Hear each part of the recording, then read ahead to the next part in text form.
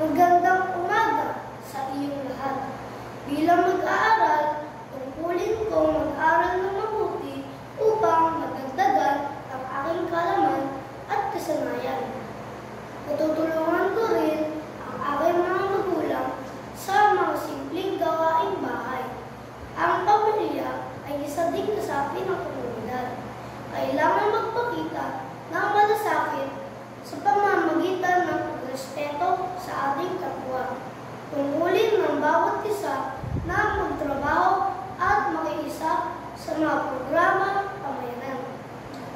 Nais kong gamitin ang pagkakataon ito na ipakilala ang aking bayan, kinalakhan, ang bayan ng Cainta. Ang Cainta ay isang bayan na lalawigan ng Rizal na pinamumunuan ni Mayor Ellen Yato. Ito ay isa sa pinakamatandang munisipalidad at ang bayang pinakamaliit na sukat. Binubuo ito ng 7 barangay: San Andres, San Isidro, San Juan, San Roque, Santa Rosa, at Santo Domingo at Santo Niño. Ang Cainta ay nagsisilbing tagusan ng halos lahat ng lalawigan ng Rizal. Ipinangalan ang munisipalidad ng Cainta sa isang babaeng bilang Jacinta. Kaya naging Cainta.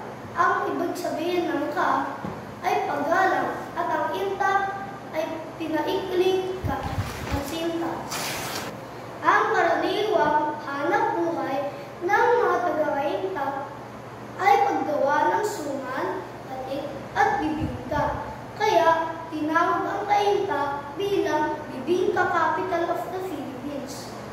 Marami din makaisasayang buo na makikita sa Cainta, gaya ng bantayog ng mga bayani at simbahan ng mahal na Birhen ng Liwanag.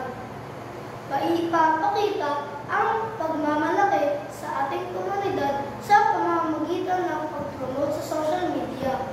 Takilikin ang ating sariling produkto at ipagmalaki natin sa iba. Bahagi o ikwento din natin sa ibang tao ang magagandang katangian ng ating komunidad. Ibahagi din natin ang nagtatanging kaugalian at tradisyon ng mga taga-Cainta.